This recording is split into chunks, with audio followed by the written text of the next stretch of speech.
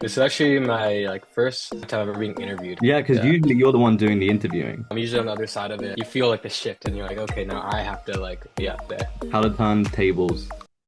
Welcome to Emotional Labor. This is the show where we do the discourse so you don't have to. I'm joined here today by DOST, Rajit Salim. Who's better, Asian Americans or British Asians? Man, I have to rep my own side of the pond, so South Asian Americans. Funny that you specified South Asian. In America, when we say Yeah. Asian, we immediately think of Eastern Asians. I'm just like, yeah, Asian, that's me. That's us. There's all of us. That being said, I will give you guys a credit. The music coming out of the United Kingdom from South Asians or Asians is really good. I think that's because South Asians have been on that side of the pond as first and second generations longer. You guys are so much more confident about being brown than I think we are. Where we're finally just getting to that point where we're like, yeah, we're sexy as fuck. We're cool. Much respect to you guys, but I gotta rep my side. That's the wrong answer, but it's okay, we'll move on. You interviewed Curtis Waters, Abby the Nomad, both very talented artists. Were there any questions that you were afraid of asking? Oh man, honestly, I wasn't too afraid of asking questions. If anything, I was afraid of what they would say. Like Curtis, for example, bro's a loose cannon, and he'll say anything. I was nervous to how I would respond. When it comes to my interviewing, I'm a bit more PC. I do my best to make them feel comfortable. The woke brigade,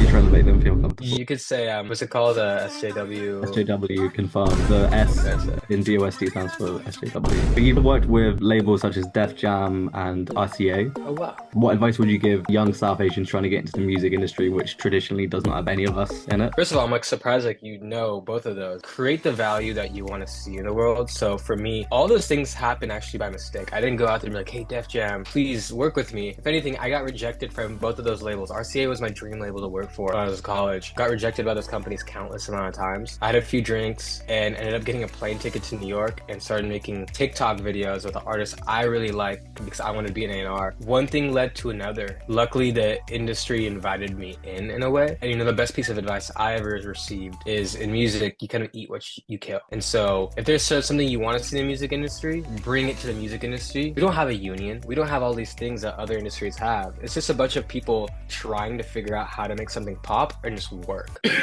And that way music is very collectivist. It's like, it's very basic. It's be the change you want to see. But in the case of music, it's the most true. When you're working with anyone, if it's a label, if it's an artist, be very clear about what you're going to give them, because a lot of people get wrapped up in the idea of oh, I'm working with these people. But if you don't understand, I hate the word, but if you don't know what a deliverable is and you can't point out exactly what you're going to do, you may fail to set expectations not only for the other person, but for yourself. What is a deliverable?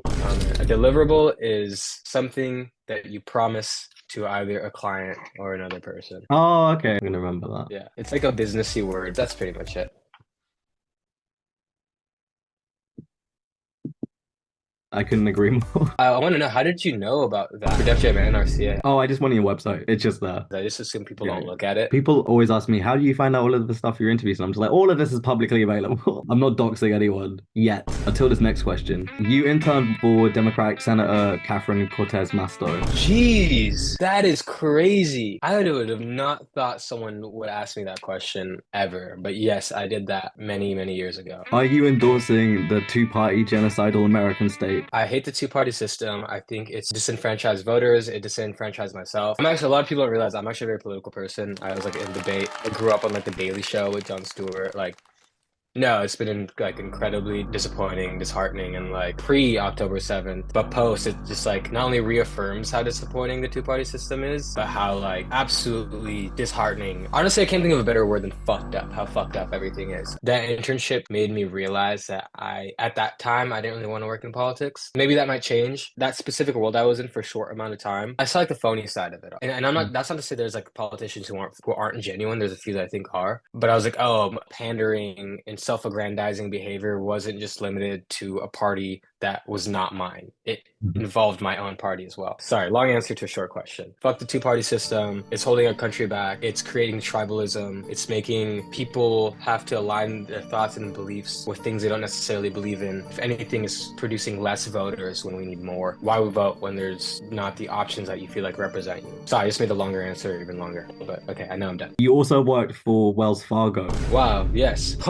I worked for Wells Fargo post their fraud. You saw the fraud and you were like, oh, this looks like the place for me. Yes, absolutely. No, I was a teller in college. I studied finance. You were on my LinkedIn for real, for real. That's crazy. It was interesting as a teller because of the fraud. They wouldn't allow us to do any like sales for credit cards and all these things. Other banks like Bank of America, Chase, etc. Their tellers were actually, they had numbers to hit in terms of like, hey, would you like to talk to a banker today? To funnel them into like getting a credit card or some sort of product. That actually didn't exist at Wells Fargo because of all the reforms they had to make following what they did, the illegal shit they did. When you think of like service-based industries like banking, like cell phones and stuff like that, their brick and mortar stores are essentially sales buildings. I also worked at Sprint, now T-Mobile. Worst job I ever had in my life. First time I had like an abusive boss. If you can get your phone plan online or buy your phone online, these buildings, the only way they can exist profitably is if they're one, through your bank selling you credit cards, loans, other accounts, or phones selling phone lines. I knew a lot of guys who would lie to their customers at Sprint and add more phone lines. So like, oh, let me get one phone line for like my son. And they add 3 without telling the customer because they get a huge bonus from that. The only way that they get punished for it is if the customer finds out before 3 months, they'll get that commission taken away. But if it's after that, they keep it. Now, this is like 4 to 5 years ago. You didn't ask that, but now you know. I don't know how that justifies them stealing the billions of dollars, but I'll take your word for it. I'm not sure if the Brits are as